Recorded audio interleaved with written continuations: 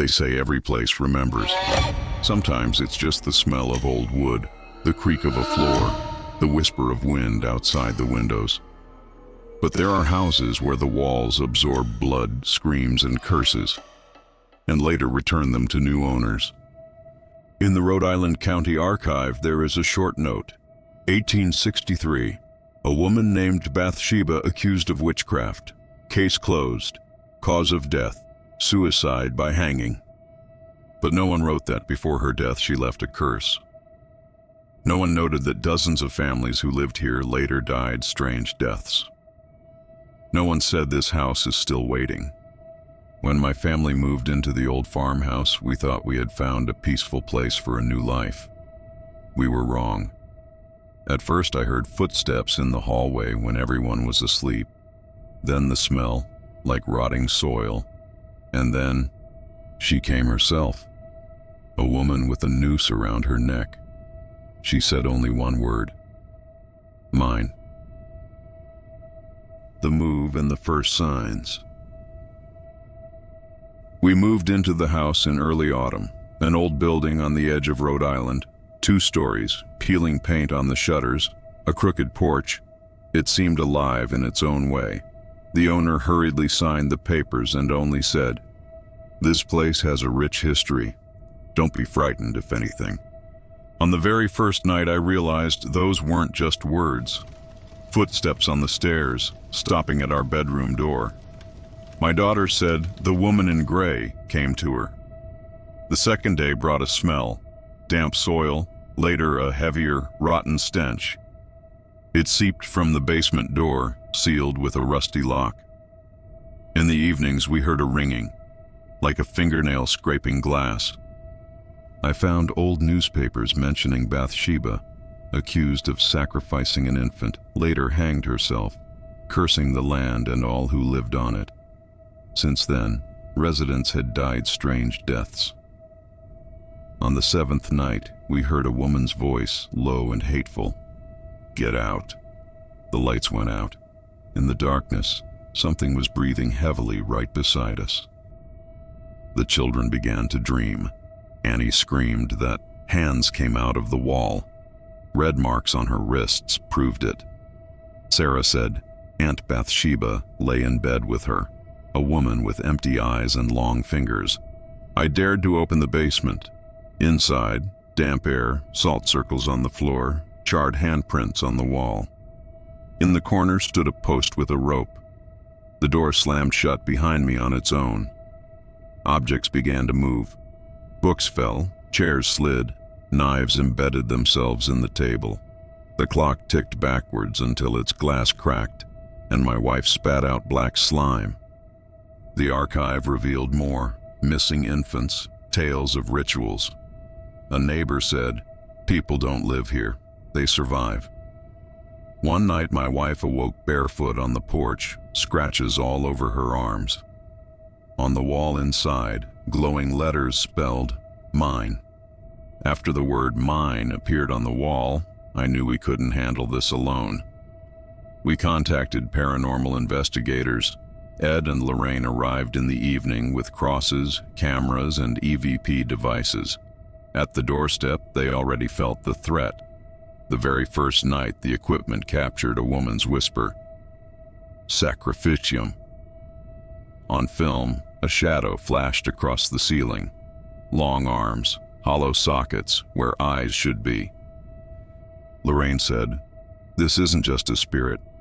This is the root of an old curse. Bathsheba bound herself to this place through sacrifice." After their arrival, things worsened. Plaster crumbled, water turned to rust, paintings crashed down. My wife weakened, bruises appeared on her neck. She heard a voice commanding her to kill the children. Ed found court records. Bathsheba had sacrificed her child to bind her soul to the house. Before death, she cursed all future owners. One night, a figure of a woman with a noose appeared in the bedroom. She whispered, "Take the children and leave." The house sank into darkness. Ed and Lorraine prepared for the ritual. Windows sealed, mirrors covered, a protective circle drawn. The children trembled. The air reeked of sulfur. When the prayers began, the house came alive. From the basement came an animalistic scream. Lamps shattered. My wife rolled her eyes back, and another voice spoke through her mouth.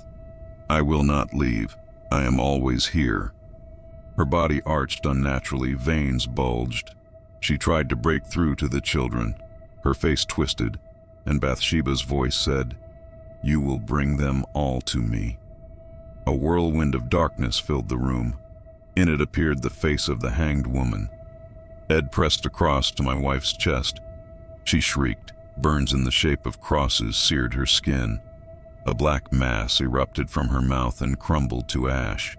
After the final prayer, the house fell silent, but the basement door remained wide open, and from within came a whisper. Lorraine said, "The curse hasn't gone. It waits." The next morning, everything seemed calm. My wife breathed steadily. The children laughed again. But in the neighbors' eyes, I saw pity. Sometimes knocking echoed through the house again. Silhouettes flickered in mirrors. At night, my wife sat up in bed, whispering in a foreign tongue, remembering nothing by morning. In a 19th century priest's notes I found, Bathsheba sealed a pact with blood. The house is her prison, and the people inside, her victims. It can only be broken if the house burns to the ground, but the land will remain hers. One night I heard a voice at my ear. "Did you think I was gone?" In the window's reflection stood the woman with the noose. She smiled. "Now I know.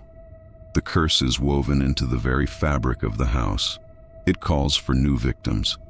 And me, I still live here, because I can no longer leave."